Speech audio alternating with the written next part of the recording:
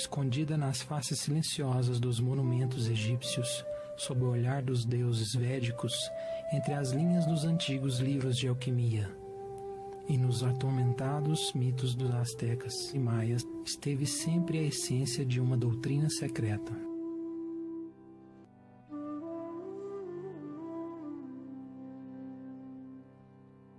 Ao longo da história da humanidade, só os poucos eleitos foram iniciados nos mistérios desta grande verdade universal. E estes poucos guiaram o resto da humanidade e deram a ela símbolos externos daquela verdade como orientação. Para o grande arcano, o segredo dos segredos ferozmente protegido, e só oferecido aos que tinham provado sua pureza moral e mérito de confiança. Mas como a humanidade se degenerou em barbarismo e crueldade, o conhecimento divino foi ocultado para sobreviver em alguns bolsos ao redor do mundo. Durante muitos séculos, o grande arcano atraiu a humanidade por histórias e mitos que ele revelava. O conhecimento entregue é universal e aplica-se a todas as verdadeiras religiões e tradições místicas.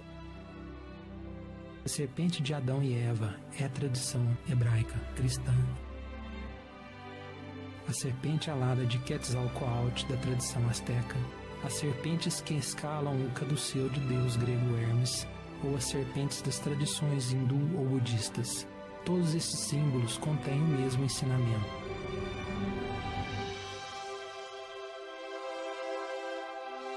Finalmente, depois de séculos de escuridão e ignorância, chegou a hora dessa doutrina secreta ser revelada.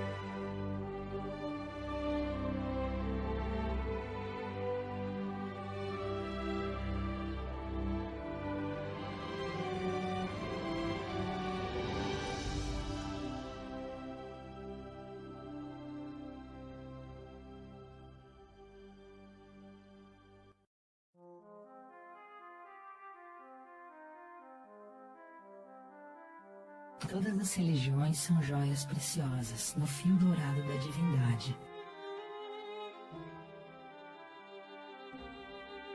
A palavra religião deriva da raiz latina religare, que significa união. A palavra yoga é derivada da raiz do sânscrito yug, que também significa união. Em sua base, as diferentes tradições do leste e oeste descrevem a mesma meta: união com a divindade. As tradições religiosas provêm o mapa àquele que deve seguir para alcançar a unificação com o divino. Toda religião busca expressar o mesmo núcleo de conhecimento, mas a pessoa precisa das ferramentas certas para ler o mapa. Com as ferramentas certas e o uso correto delas, um aspirante de qualquer religião ou tradição pode entrar no conhecimento da experiência direta com o divino. Pode ser visto, então, que há uma verdadeira ciência, um caminho, mas se mostrando com diferentes nomes e faces. Por ser estreita a porta e seu caminho que conduz à vida, são poucos que encontram. Em grego, o caminho estreito é chamado de gnosis, que significa conhecimento. Em hebraico, o mesmo caminho estreito é chamado de da'at, que também significa conhecimento. Este caminho é representado pela famosa árvore do conhecimento no livro de Gênesis. E a pista para entrar na experiência direta de Deus pode ser encontrada ao entender o símbolo da árvore do conhecimento. Gênesis, o ensinamento hebraico, o cristão da criação, foi escrito como uma forma de passar o conhecimento do grande arcano para aqueles que tivessem olhos para ver e ouvidos para ouvir. No começo, foi influenciado por ambas as tradições oriental e ocidental para prover à humanidade uma chave que continha dentro a fundação de todas as grandes religiões do mundo.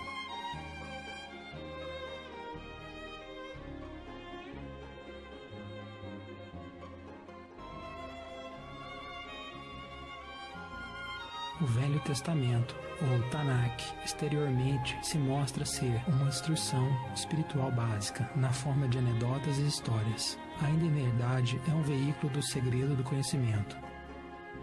Para entender melhor as origens da tradição hebraica cristã do Gênesis, é necessário dar uma olhada na vida do autor, Moisés. Embora de linhagem hebraica, Moisés foi criado como um faraó egípcio e foi treinado não só na sabedoria oculta do Egito, mas também no judaísmo de berço dele. A civilização do Egito Antigo é das mais remotas da história da humanidade e guarda um imenso conhecimento do mundo antigo. O judaísmo foi influenciado diretamente por duas das mais antigas civilizações registradas, a da Suméria e da Babilônia, civilizações famosas pelas suas escolas de mistério. Educado nos ensinamentos ocultos destas antigas tradições, Moisés escreveu os primeiros 5 livros da Bíblia em hebraico e em código, como era a tradição. Por isso, cada história e nomes que estavam contidos nos livros de Moisés ocultam um significado mais profundo. Como diz no livro místico hebraico, o Zohar.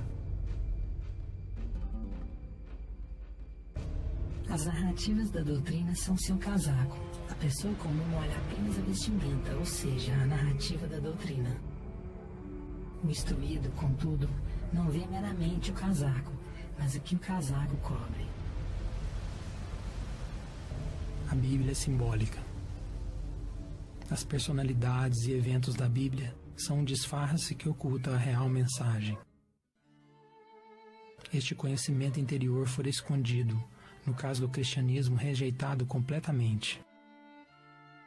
A Bíblia, como todos os grandes livros religiosos, foi interpretado literalmente.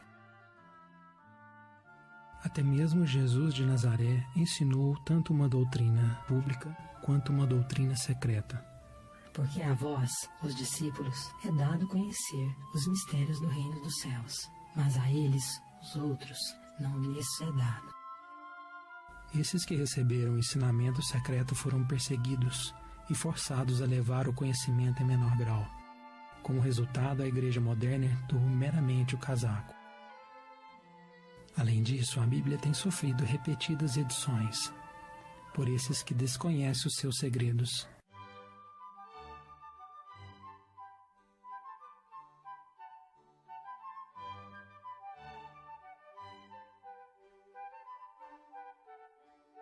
Embora a Bíblia moderna seja consideravelmente desfigurada, é mesmo assim infundida no segredo da antiga doutrina. Porém, os muitos níveis de significados ocultos nas cartas hebraicas não são visíveis nas versões de idioma modernos da Bíblia. Por exemplo, a primeira das tantas palavras da Bíblia em hebraico são Bereshit, Bará, Elohim. A tradução literal comum é, no início, Deus criou. Mas a tradução hebraica no Zohar diz, na sabedoria, Elohim criou. Elohim é uma palavra hebraica. A raiz El é Deus em hebraico e é masculina. A forma feminina de El é Eloá, que quer dizer deusa. Elohim é plural, assim significando deuses e deusas, masculino e feminino. Em contraste à imagem familiar de um velho homem barbudo, Deus é estabelecido nas primeiras 3 palavras da Bíblia como andrógeno, contendo ambos masculino e feminino. Shiva, andrógeno, hinduísmo. Criador masculino e feminino, asteca.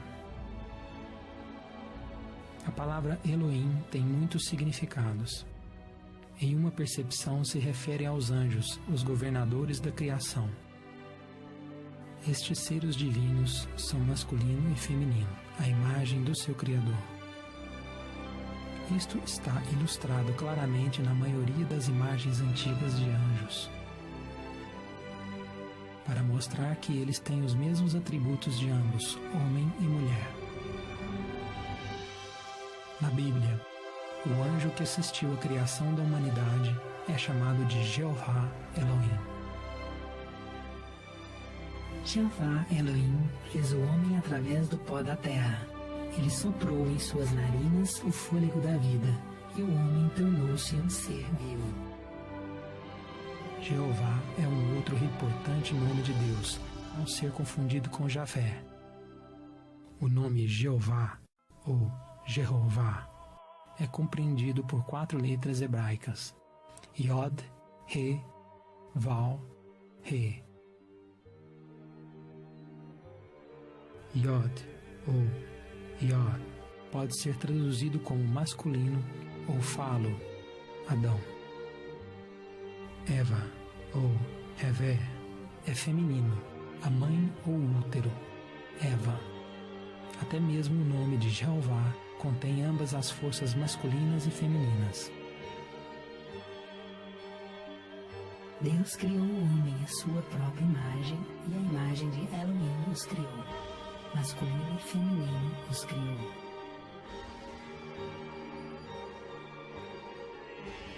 O Elohim, o anjo, Jeová, o homem formado à imagem dele, andrógeno, e assim como consta no coração esotérico de todas as grandes religiões, a humanidade simbolizada por Adão foi uma vez andrógena, contendo o masculino e o feminino.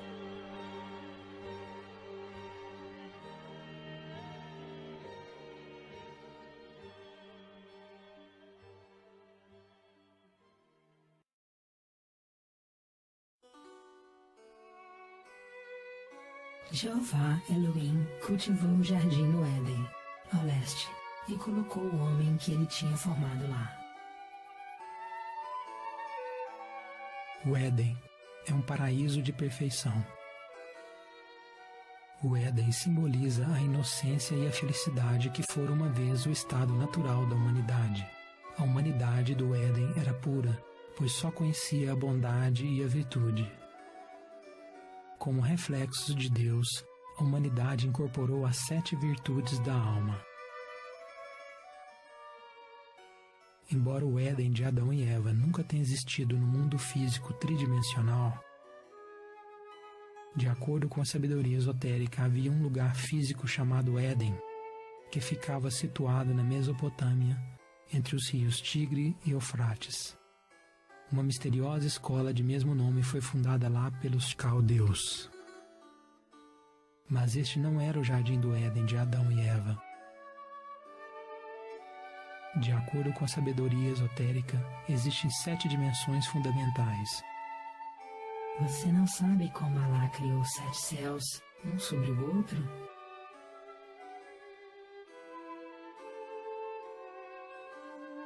A ascensão e queda destes reinos pelos seres que os habitavam é representada na Bíblia pela escada de Jacó.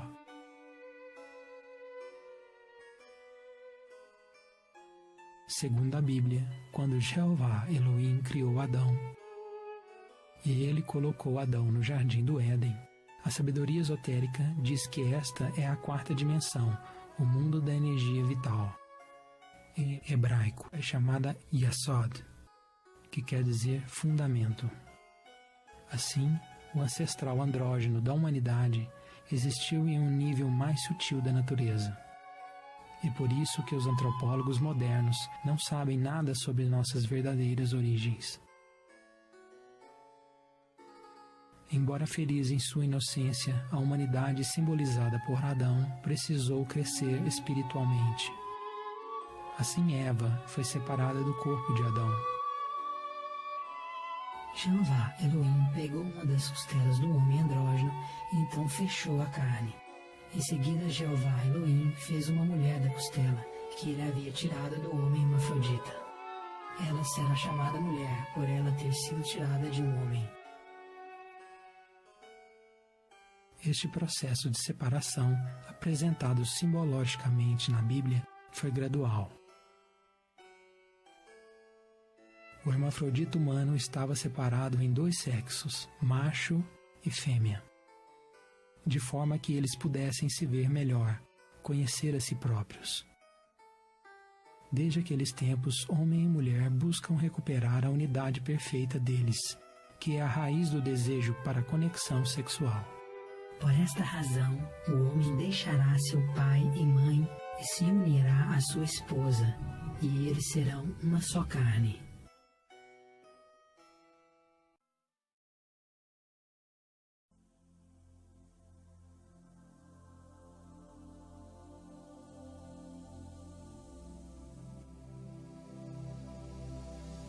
E do chão, Jeová Elohim fez crescer toda árvore que fosse agradável à vista e boa como alimento, tendo a árvore da vida no meio do jardim e com a árvore do conhecimento do bem e do mal.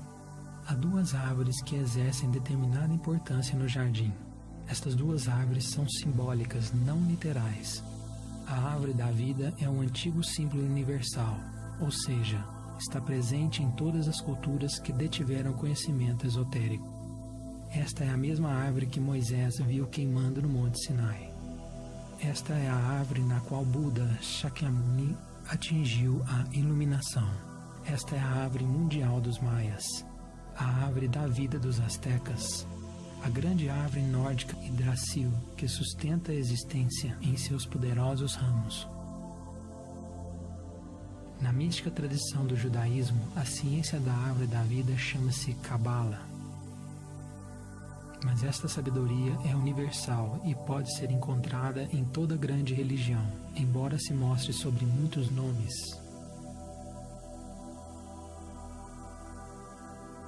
A ciência da árvore da vida é um mapa do universo e da alma humana. Assim como a árvore da vida é um mapa do macrocosmos, o universo expandido, assim também traça um mapa do microcosmos, homem, a reflexão do universo. Assim a sábia recomendação gravada na pedra sobre a entrada do famoso oráculo de Delfos. Ó homem, conheça a ti mesmo e conhecerás o universos e os deuses. A árvore da vida simboliza a estrutura da alma e da criação. E suas raízes estão nos reinos mais altos, e seus galhos e folhas são todos os mundos e muitos seres que existem.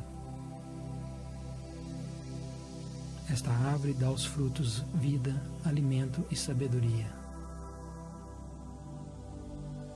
Na Bíblia, Moisés escreveu que Adão e Eva eram livres para comer da árvore da vida. Isto significa que Adão e Eva estavam livres para alimentar da ciência da árvore da vida. A ciência de Deus, Kabbalah. Como a árvore da vida também simboliza a alma, Adão, Eva e a humanidade tinham permissão para desfrutar os benefícios da permanência de um estado de perfeição, com uma consciência despertada, uma consciência completamente iluminada, representada na tradição da árvore de Natal, um símbolo da árvore da vida, passado por tradições esotéricas germânicas. Possuindo dentro de si uma árvore da vida iluminada, significa que estão abertos e completamente ativos os sentidos internos, proporcionando uma relação direta com Deus. Desta árvore poderiam comer livremente Adão e Eva. Mas no Éden existia uma outra árvore, a árvore do conhecimento. E Jeová Elohim ordenou ao homem, dizendo que toda árvore do jardim vocês podem comer livremente, mas quanto à árvore do conhecimento do bem e do mal, vocês não devem comer dela, pois se comerem dela, certamente vocês morrerão. Estava claro que da árvore do conhecimento era proibida para Adão e Eva. Contudo, eles foram persuadidos por algo que os foi negado em todo o paraíso.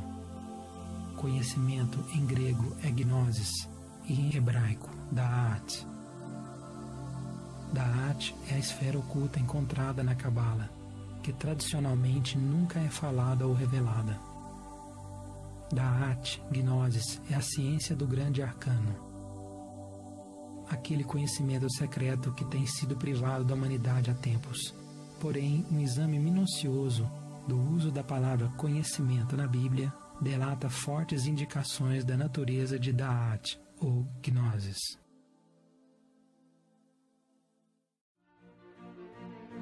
Adão novamente conheceu sua esposa. Ela obteve um filho. A donzela era muito bela, uma virgem que nenhum homem havia conhecido. É claro ao leitor atento que o conhecimento na Bíblia relaciona-se à sexualidade. Consequentemente, a árvore do conhecimento, Da'at, Gnosis, é um referencial direto à sexualidade. Então, qual é o propósito desta referência ao sexo e seu papel no destino de Adão e Eva?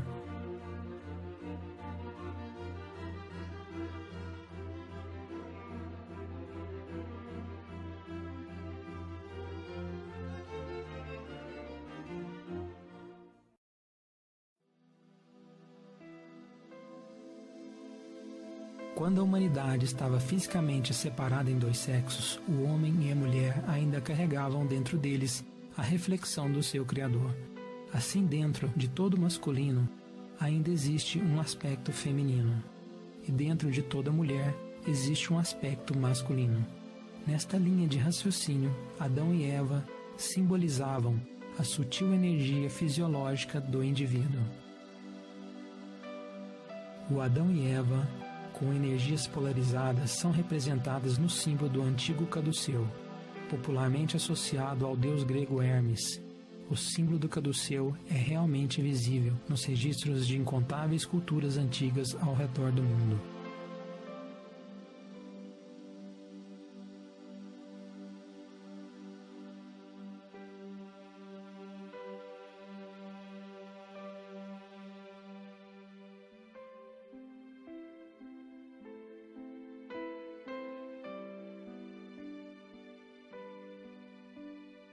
As duas serpentes sempre simbolizaram os canais energéticos masculinos e femininos subindo acima da coluna vertebral.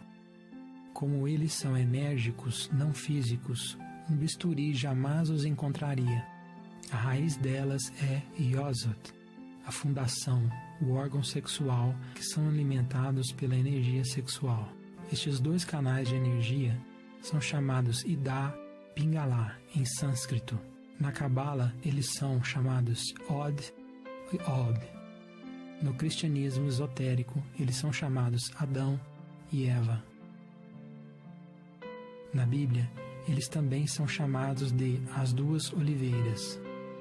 E os dois castiçais que estão diante do Deus da terra. As duas serpentes circulam para cima na coluna vertebral do corpo físico e a espinha é quase sempre simbolizada por um cajado ou uma vara. A espinha é o cajado do mestre, é a coluna central do templo humano. A coluna se apoia sobre a pedra de fundação, Yesod, a energia sexual. A espinha tem 33 vértebras, simbolizada pelos 33 anos da vida de Jesus de Nazaré e pelos 33 graus dos maçons. Em qualquer ângulo desta vara, a coluna vertebral, vemos duas serpentes. Pingala é o aspecto masculino, Adão. Ida é o aspecto feminino, Eva. É a energia de Eva em nossa psique que nos leva à procriação. Quando Eva foi tentada a comer o fruto da árvore do conhecimento, foi um símbolo da humanidade desejando o fruto da sexualidade, crianças. Até então, não era permitido à humanidade ter crianças por conta própria. Não é permitida comer daquela fruta. É a serpente disse à mulher: você não vai morrer, mas ela bem sabe que assim que você comer isso, seus olhos serão abertos, e você será como os seres divinos, que conhecem o bem e o mal. Tentados pela serpente, os seres humanos escolheram procriarem-se por conta própria. Porém, inocentemente, eles não perceberam que as leis que foram dadas a eles eram para o seu próprio bem. aprendendo a procriar-se sem orientação de Elohim, acabaram descobrindo o orgasmo.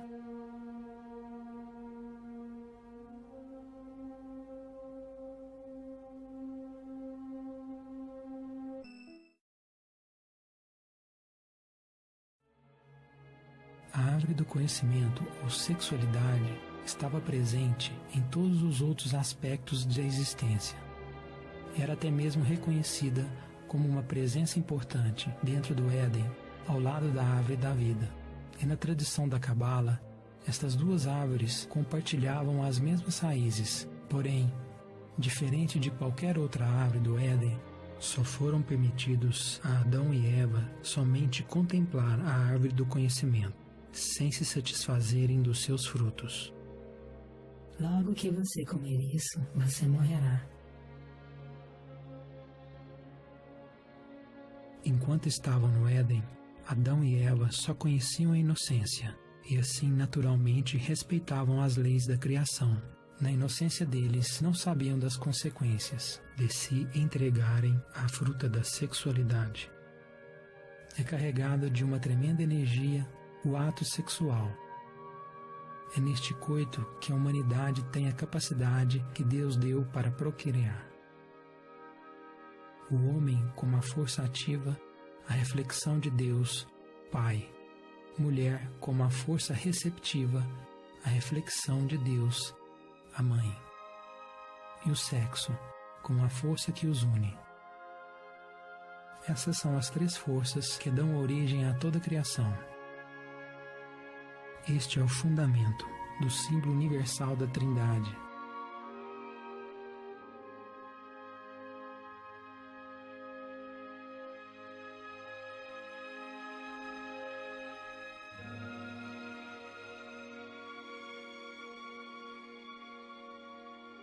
A Trindade é uma unidade de três que são expressos como um.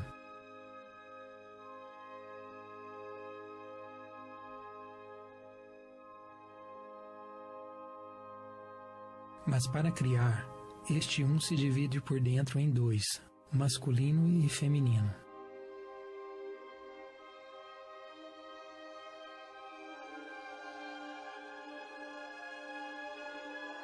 Este é o mistério do Espírito Santo, o fogo fecundado de Deus, simbolizado na Índia como Shiva Shakti, o poder criador e destruidor de Deus.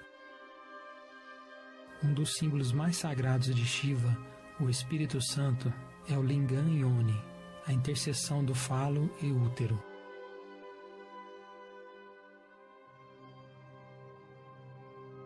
O mesmo símbolo é encontrado no outro lado do mundo na tradição alquímica.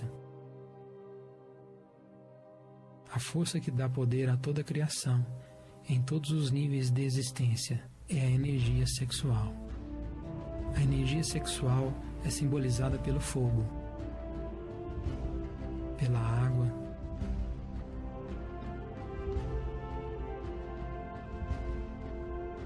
pela luz.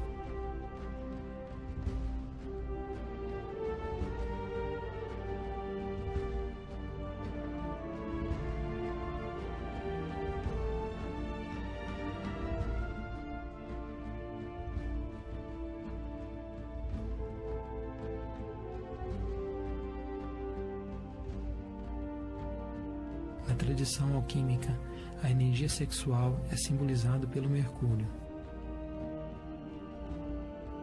Quando golpeamos a pedra da fundação, a rocha, encontramos as águas da vida. O antigo ritual do batismo é um símbolo da transmutação da energia sexual, a fonte de salvação.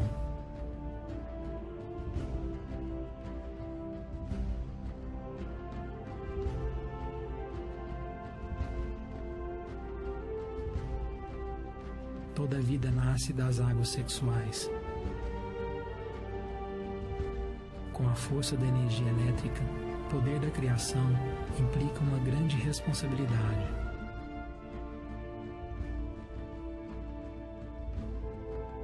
Nos tempos de Adão e Eva, o sexo era apenas praticado nos templos, sob a orientação de Elohim. Gabriel e suas legiões de anjos guiavam a humanidade neste ritual santo. Como indicado na Bíblia, o retorno dele anunciava a chegada de crianças. Gabriel é o regente da lua e influencia diretamente todas as formas de concepção. Em certas épocas do ano, o marido e a esposa viajavam longas distâncias para serem instruídos nos mistérios sexuais. Esta é a esquecida raiz da moderna prática da lua de mel. Assim, os anjos supervisionavam este santo sacramento e guiavam um único espermatozoide ao encontro de um óvulo, no momento exato para gerar uma criança deliberada e divina.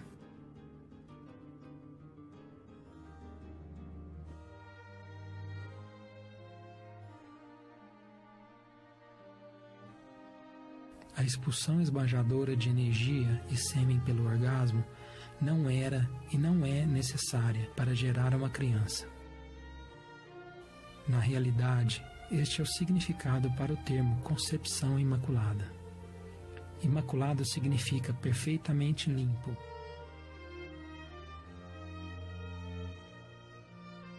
Quando um homem tiver uma emissão de sêmen, ele banhará seu corpo inteiro em água e permanecerá sujo até a noite.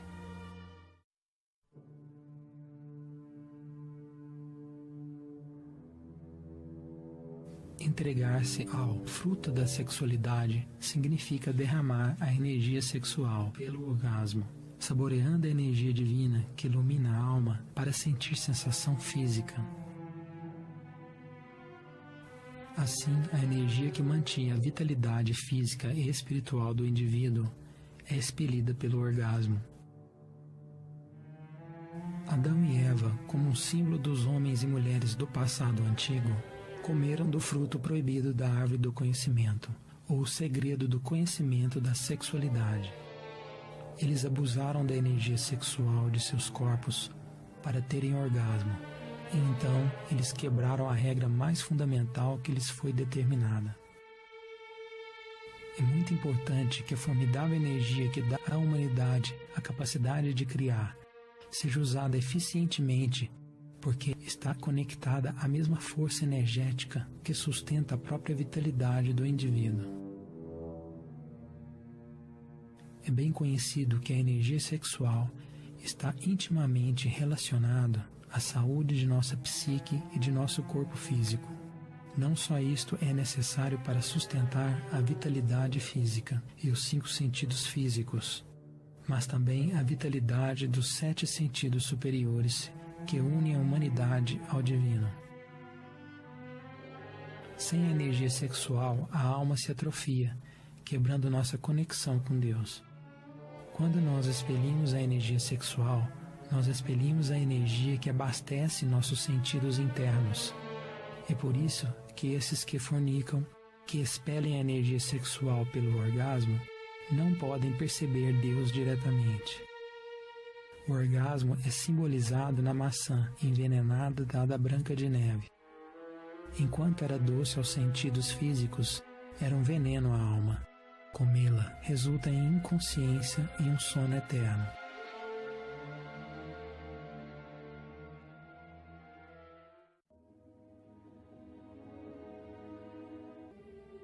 O estado no qual o ser humano perde o conhecimento pessoal direto de Deus e os reinos mais altos da natureza.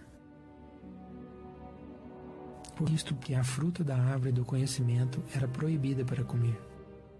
Antes do abuso da árvore do conhecimento, o sexo foi tratado com respeito extremo, e o orgasmo era desconhecido pela humanidade e desnecessário.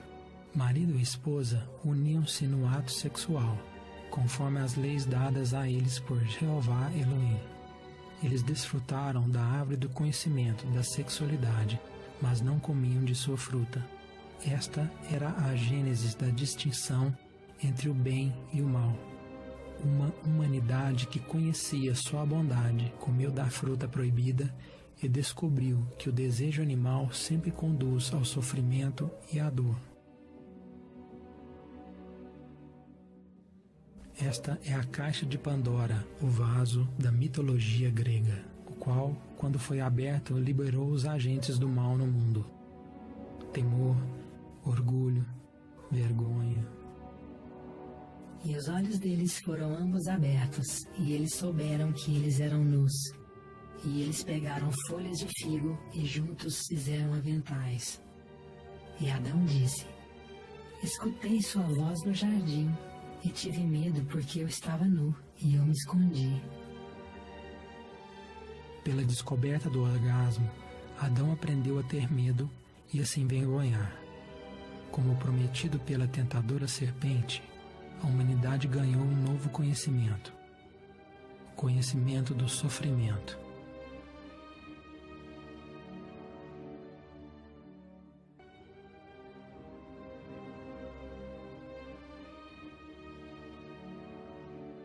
Ao provar do fruto proibido, Adão aprendeu a desejar.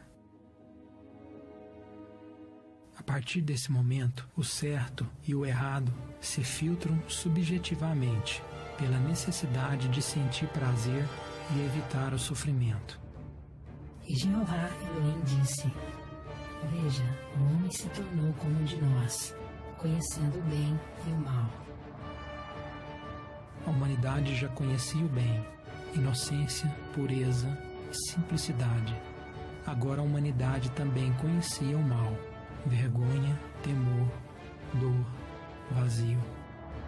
Agora a humanidade conhecia o que Elohim conhecia, aquele desejo que conduz ao sofrimento.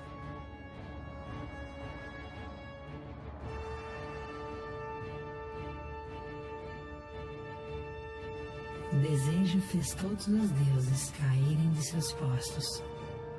E é o desejo que conduz todas as criaturas ao inferno.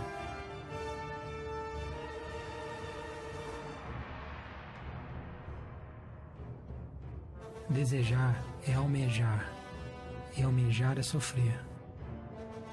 O desejo sempre leva ao sofrimento. Esta é a mensagem inerente de toda grande religião. O escravo do desejo é um escravo do pecado, e só sofrimento e morte o espera.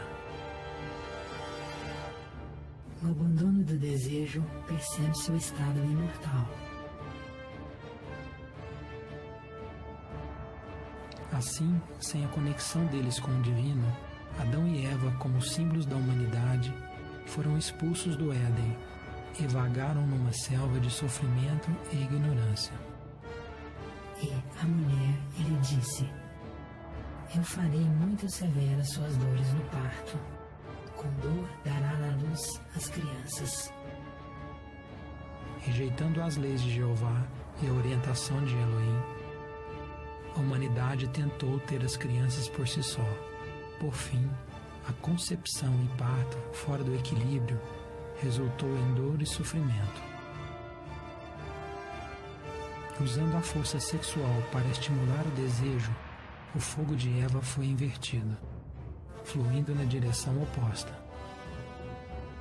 A serpente caiu, formando o famoso rabo de Satanás, estimulando as 7 virtudes invertidas, os 7 pecados capitais.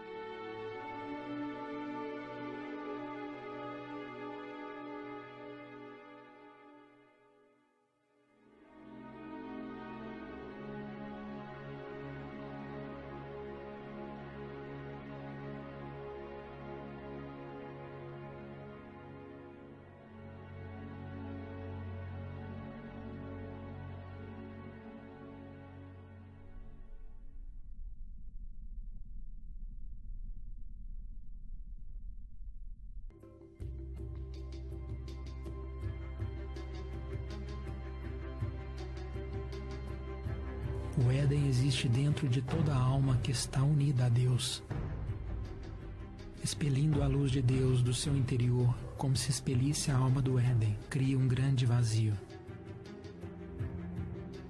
Para substituir o vazio criado por essa desconexão com Deus, a humanidade criou várias civilizações, ideais e religiões, na busca por riqueza material, poder e satisfação sexual. O desejo pela sensação tornou-se um novo Deus, e só serviu para avançar a degeneração da humanidade, até que restou ao homem apenas uma vaga lembrança do divino em seu interior. O conhecimento secreto contido na história de Adão e Eva pode ser encontrado escondido nas mitológicas histórias religiosas ao redor do mundo. Histórias após histórias, foram encontrados diversos heróis poderosos ou iluminados que foram arruinados por sua luxúria. Na tradição hebraica cristã, cabelos longos simbolizavam a pureza sexual ou a castidade. Assim, quando Dalila cortou o cabelo de Sansão, isto foi um símbolo de sedução luxuriosa. Sansão perdeu seu poder quando ele não podia mais controlar seu desejo sexual. No clássico épico indiano Mahabharata, o imortal Pandu é advertido para que nunca liberasse sua energia sexual. Mas quando tentado por uma mulher, ele provou ser incapaz de controlar sua luxúria, jogando fora sua imortalidade e morrendo. Expelindo a energia sexual, a humanidade perdeu seus sentidos internos e não consegue mais ser capaz de perceber Deus diretamente. Então, quando a humanidade expeliu voluntariamente as energias sexuais que davam suporte a uma relação direta com Deus, foi simultaneamente expulsa do Éden, o paraíso da quarta dimensão.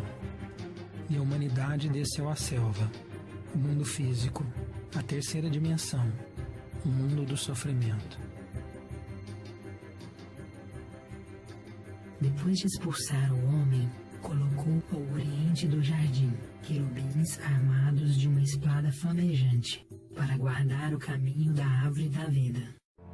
Adão e Eva foram expulsos do Éden, porém, o portal para voltar ao Éden e a árvore da vida não foi fechado nem bloqueado. Ao invés disso, Jeová Elohim enviou um querubim com uma espada flamejante para vigiar a entrada. A entrada do jardim do Éden é a mesma porta pela qual Adão e Eva partiram. A humanidade não foi trancada para fora do Éden, mas um querubim aguarda para conceder a entrada apenas àqueles que ganharam o direito de voltar. E só aqueles que conquistam a tentadora serpente ganham aquele direito.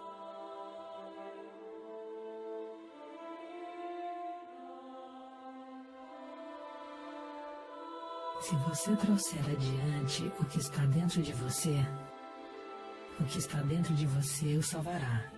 Mas se você não trouxer adiante o que está dentro de você, o que está dentro de você o destruirá.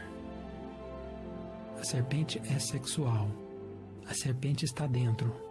A serpente é o fogo sexual. É uma energia atômica muito poderosa, com uma polaridade que pode ser usada para criar ou destruir. Por esta energia ser tão poderosa, o indivíduo requer grande força de vontade para superar a isca desta serpente. A tentação desta serpente é por prazer material e edificação do ego.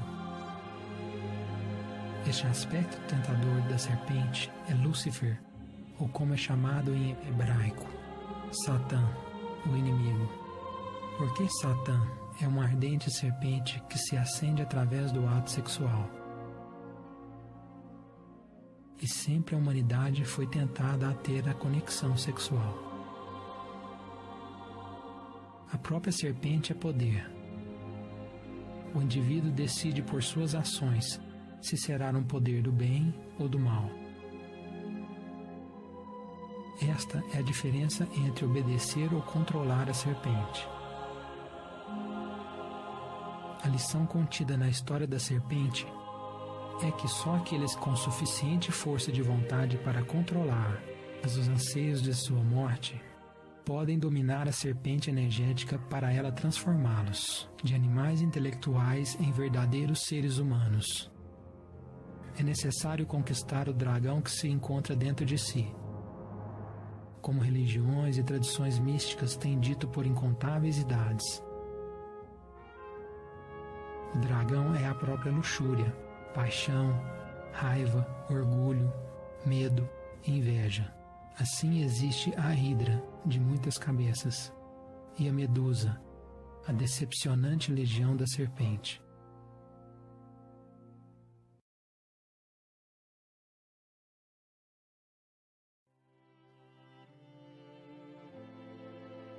Os grandes heróis e deuses sempre tiveram a serpente sob seu poder. É a serpente que os protege e conquistam seus inimigos. Em contraste à serpente que tentou Eva fazendo-a cair, existe a serpente de Moisés, que comandou seu poder ao conquistar os egípcios, realizando assim grandes milagres. Os egípcios tinham se degenerado na magia negra, e Moisés apareceu para entregar os verdadeiros ensinamentos. A palavra hebraica men significa água. Shin é fogo e Re é útero. Assim o nome Moshe, ou Moisés, que quer dizer nascido da água e fogo. O Cristo asteca, Quetzalcoatl, e o tibetano, Padmasambhava, também foram ambos nascidos das águas. Ao menos que um homem nasça novamente da água e do Espírito, fogo pentecostal, ele não pode entrar no reino de Deus. Moisés nasceu novamente, significando que ele havia criado a alma, simbolizado pela iluminada árvore da vida, a sarça ardente que ele viu no deserto. A iluminada árvore o unificou com seu Pai interno, e assim ele recebeu os comandos de Deus diretamente. Moisés precisou livrar as pessoas de Israel do Egito. O Egito representa a mente degenerada do homem, e o faraó é o tirano que ciosamente rege esta civilização artificial, de poder material e desejo. Israel é uma palavra composta. Is é de Ísis, a divina mãe egípcia. Ra é o divino pai egípcio. El é Deus em hebraico. Assim, quando a nação de Israel foi tomada pela escravidão, isso foi um símbolo da própria divindade interna apanhada por sua mente degenerada.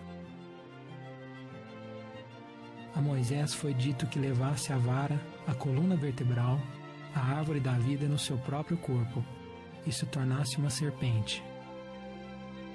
A serpente da Kundalini.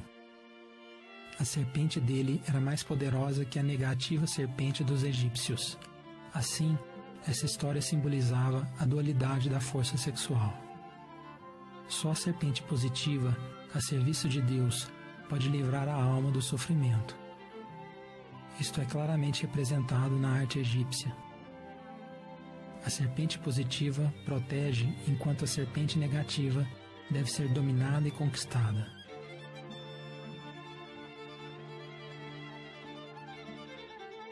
Sexo pode ser luxurioso ou casto. Sexo pode criar ou destruir. Sexo pode ser animal ou espiritual. Sexo pode elevar uma carruagem flamejante a Deus, ou pode pavimentar uma estrada para o abismo. Sexo é a função natural do ser humano, mas só o sexo executado sob a orientação do desejo divino. Sexo executado sob a orientação da mente cria o sofrimento, dor e a morte espiritual. Isto é evidente naqueles que buscam felicidade no sexo. Como qualquer desejo da mente, o desejo sexual pode nunca ser satisfeito. O desejo nunca é satisfeito pelo prazer da luxúria, assim como o fogo certamente aumenta quanto mais combustível lhe dê.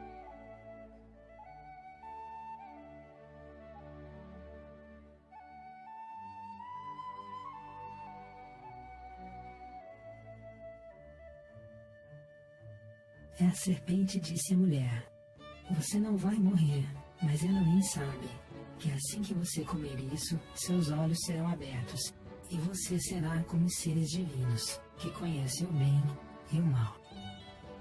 Se o indivíduo está apaixonado ou na luxúria, a serpente é poderosa, porque flameja por todo o sangue que circula pelo corpo. E quando duas pessoas unem-se sexualmente, a polaridade interna é equilibrada e aumentada. Uma tremenda energia é excitada, penetrando no casal com o poder para criar. Este é o fogo do Espírito Santo, demonstrado pelas labaredas de fogo elevadas sobre os apóstolos. Este é o caractere hebraico Shin, que representa o fogo de Deus, o fogo do Espírito Santo e o fogo do Cristo. Shin, com seus 3 pontos, encarna as 3 forças da criação. Nesta conexão, o casal está apreciando a árvore do conhecimento para conhecer. Conquistar o desejo do orgasmo é conquistar a serpente tentadora de Eva. Como a serpente sempre está na árvore do conhecimento do bem e do mal, este é o único lugar para conquistar e ganhar o verdadeiro conhecimento, através da sexualidade. Quando você unir um homem e uma mulher em um, então você entrará no reino. O reino em hebraico é Malkut. Este é o primeiro sefirote da árvore do conhecimento. É onde começa fisicamente o real trabalho, com o homem e a esposa. A humanidade deixou o Éden como um casal, e como um casal eles têm que retornar. Isto é ilustrado no antigo reconhecimento da necessidade de ambos, sacerdote e sacerdotisa. O casal deve trabalhar junto para alcançar a perfeição. Os casais que dominam o desejo de comer a fruta do conhecimento recolhe interiormente toda aquela energia, e gradualmente aquela energia pode ser usada para criar algo interiormente. Em vez de alimentar a própria luxúria, eles podem restabelecer sua própria Eva interna, a serpente caída, e a partir daí eles podem criar então a serpente Kundalini. Eles podem iluminar a árvore da vida que existe dentro do corpo humano, a coluna vertebral. E eles podem criar luz divina dentro deles e voltar ao conhecimento direto do seu próprio Deus interno.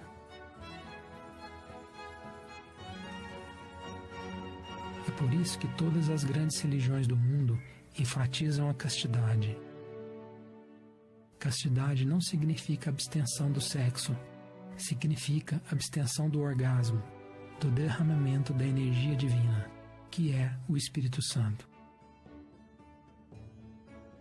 O ato sexual, executado de modo habitual, pode dar uma pequena noção desta consciência superior, mas não mais do que isso, já que a energia, em vez de ser revertida e usada, é expelida, criando um novo corpo físico, ao invés de consciência espiritual. Sexo não só é importante para o avanço espiritual, é uma necessidade, e através dessa energia sexual que o veículo da alma humana nasce. Isto é mostrado quando Jesus bíblico explica a Nicodemos que ele deve nascer novamente. A menos que um homem nasça novamente da água e espírito, ele não pode entrar no reino de Deus. Aquele que nasce da carne é carne. Aquele que nasce do espírito é espírito. Ele tem que dar à luz interiormente a sua alma, nascida da água e do Espírito Santo. Com paciência deverão possuir suas almas. Jesus de Nazaré nunca disse que existe alma em um homem. Ao invés disso, ele disse que ela deve nascer da água e do Espírito. Em toda a criação, tudo nasce do sexo. Assim, a alma, a carruagem flamejante no céu, devem também advir do sexo. A alma deve nascer dentro de uma pessoa, nascer das águas do sexo e do fogo do Espírito. Quando Jesus conheceu a mulher do bom samaritano, ele disse a ela sobre uma água que dá a vida eterna. Qualquer um que beber a água que eu lhe der nunca terá sede, mas a água que eu lhe darei será uma fonte de água que saltará para a vida eterna. A mulher disse a ele: Senhor, dá-me essa água, para que eu não tenha mais sede, nem venha aqui pegá-la. Jesus disse a ela: Vá, chame seu marido e venha aqui. Ele estava decidindo a revelar o segredo da alquimia, o grande arcano. Aquele segredo, alegorizado em incontáveis histórias antigas, fala que as fontes de água para a vida eterna, a fonte da juventude, é desenvolvida entre o marido e esposa na castidade. A mulher respondeu e disse: Eu não tenho marido. Jesus disse a ela: Disseste bem que não tem marido, pois você já teve 5 maridos, e o que tens agora não é seu marido, não verdadeiramente. Ela não era fiel a um homem, e assim ela não estava preparada para receber o verdadeiro ensinamento.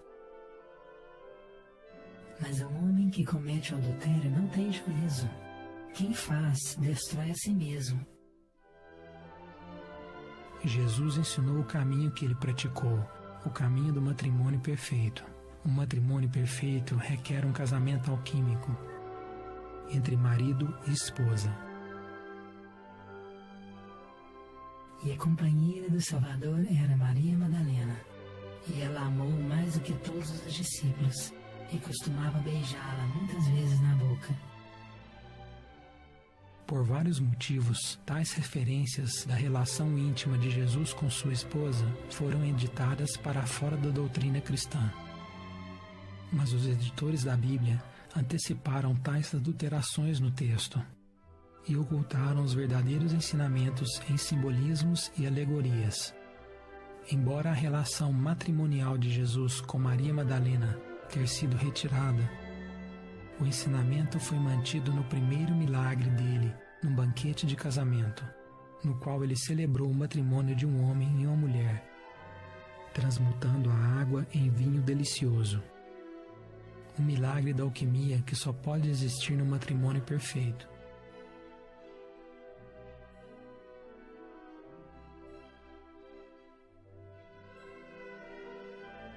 O caractere hebraico Shin é o símbolo para o fogo. É muito revelador ver que quando um homem e uma mulher, Adão, Yod, e Eva, Hefer, são unidos pelo fogo sexual, o caractere Shin,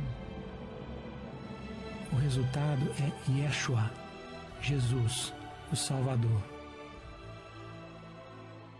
Igualmente, Christus é derivado da raiz grega Christus, que significa esotericamente fogo. O termo Jesus Cristo não é um nome pessoal, é um título. Yeshua Christus significa fogo salvador. Eu, o fogo salvador, sou o caminho. Jesus de Nazaré trabalhou intensamente com sua esposa, encarnando o fogo do Cristo, como fez Moisés e muitos outros.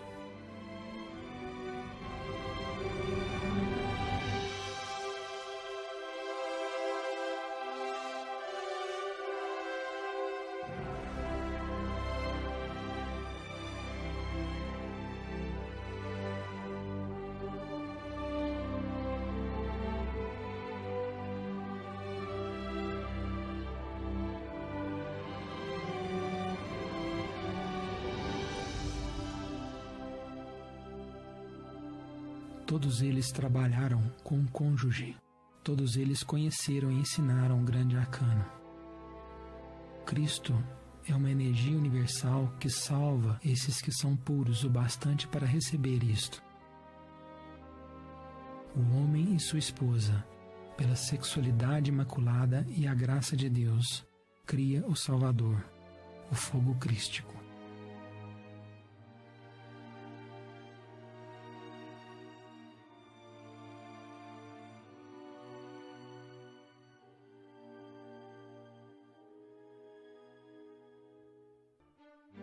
A retenção e transmutação da potente energia sexual pode restabelecer a serpente caída de Eva.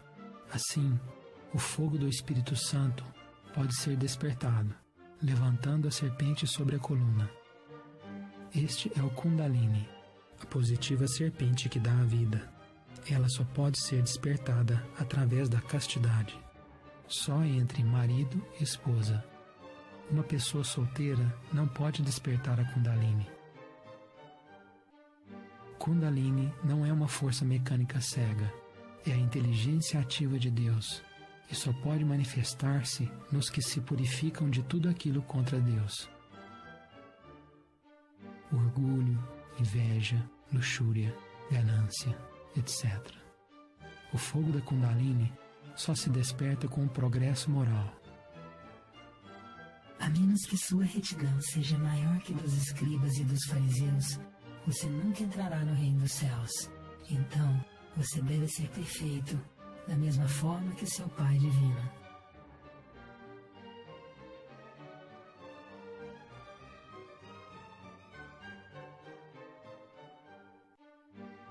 O Apocalipse de São João explica o que é necessário para voltar ao céu. Mas a resposta está deliberadamente oculta nos simbolismos e metáforas. É por isso que tão poucos entendem este livro. Foi dito que 144 mil serão salvos e levados ao céu. Este número é simbólico. Toda letra hebraica também representa um número. As letras que também soletram Adão dão os números 1, 4 e 40. Assim significa que só os que têm restabelecido a inocência de Adão em seu interior voltarão ao Éden. Igualmente, quando nós somamos cabalisticamente os números do nome de Adão, o resultado é 9. O Sefirot Yosef, ou a fundação, a energia sexual. O segredo para se tornar o perfeito Adão está na 9ª esfera.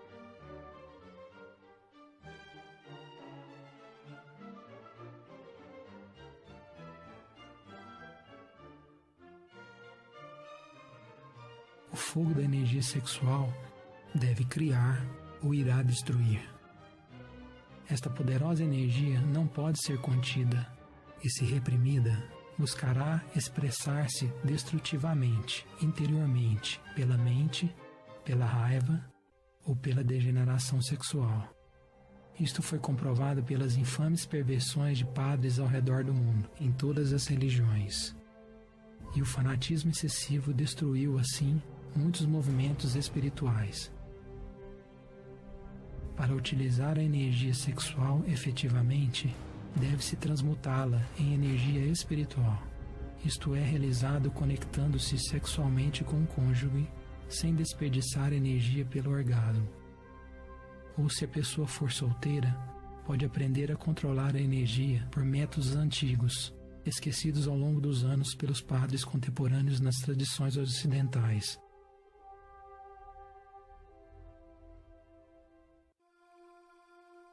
Adão deve nascer da água sexual e do fogo do Espírito Santo. Caso contrário, não pode haver um retorno para o Éden. Aqueles que tiverem os seus testículos esmagados ou membro viril cortados não serão admitidos na congregação de Jeová. Ingressar de volta ao Éden, a congregação do Senhor, se faz pelo uso correto da sexualidade. Da mesma forma, a entrada para o sofrimento da dor é através do uso impróprio da sexualidade. Sexo pode ser usado para criar o bem ou o mal dentro de uma pessoa. Cabe ao indivíduo escolher servir a virgem ou a prostituta. A pessoa não pode servir a dois mestres. Amor e luxúria nunca podem se misturar. Deus não pode ser misturado com o diabo. Isto é simbolizado pela 6ª carta do tarô, indecisão. A pessoa escolhe seu caminho por suas ações. O grande arcano é o conhecimento secreto do Tantra. Há 3 tipos de tantrismo: negro, cinza e branco. A excitação da sensação sexual e identificação com a luxúria está no Tantra Negro. Qualquer escola ou religião que ensinam como despertar a consciência através do orgasmo está ensinando o Tantra Negro. Tantra Negro é responsável por todo o sofrimento da humanidade.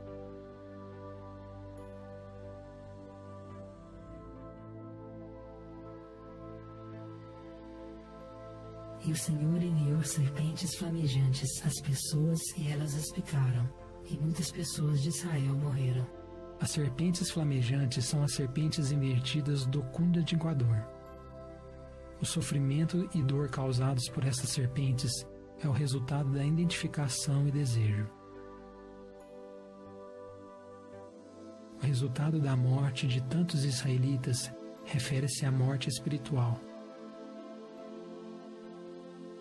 Tantra Cinza ensina que só deve ter orgasmo ocasionalmente. Este ensinamento inevitavelmente leva a pessoa ao Tantra Negro. Tantra Branco ensina sempre 3 fatores: a eliminação do desejo, a criação da alma e o sacrifício pelos outros. O Tantra Branco ensina a renunciar ao orgasmo.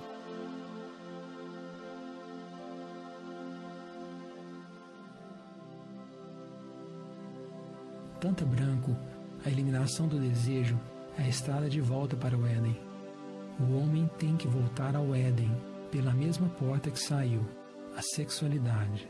O homem tem que voltar ao estado de pureza e inocência que uma vez teve, para transcender o sofrimento e a dor.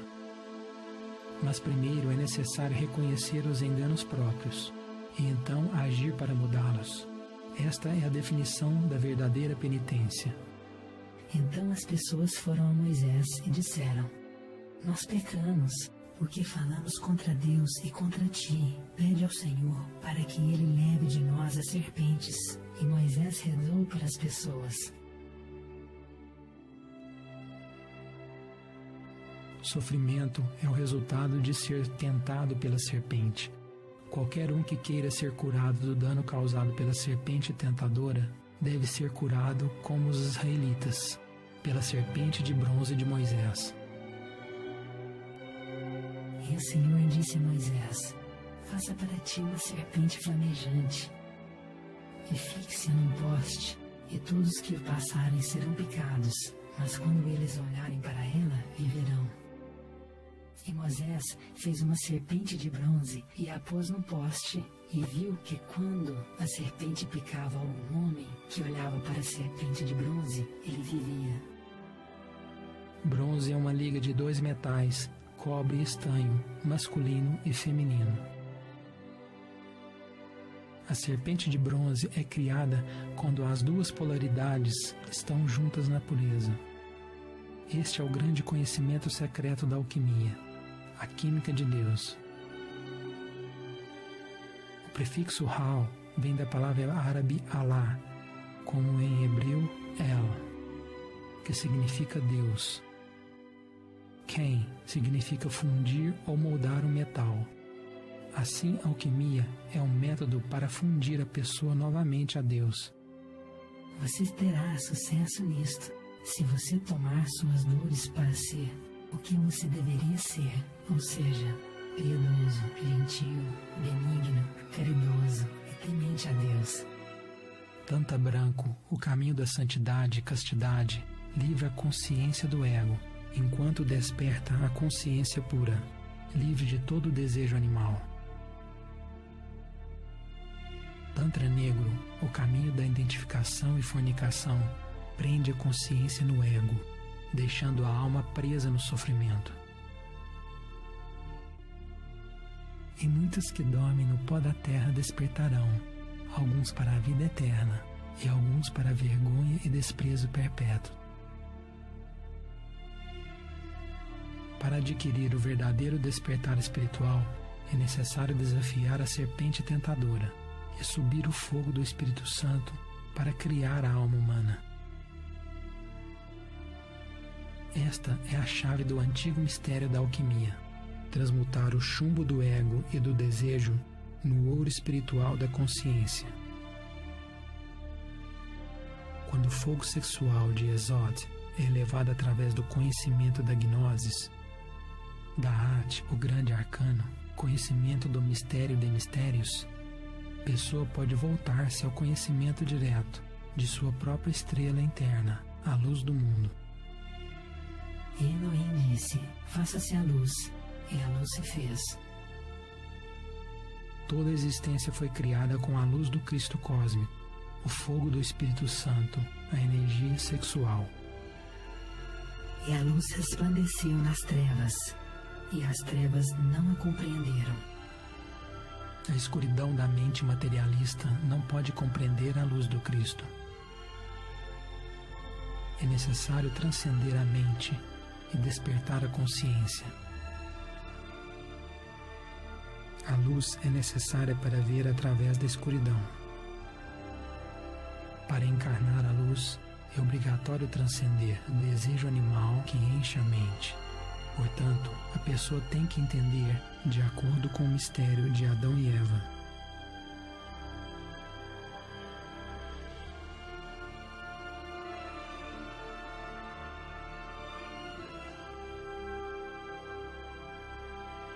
Entrai pela porta estreita, pois a larga é a porta e espaçoso o caminho que leva à perdição, e muitos são os que entram por ela.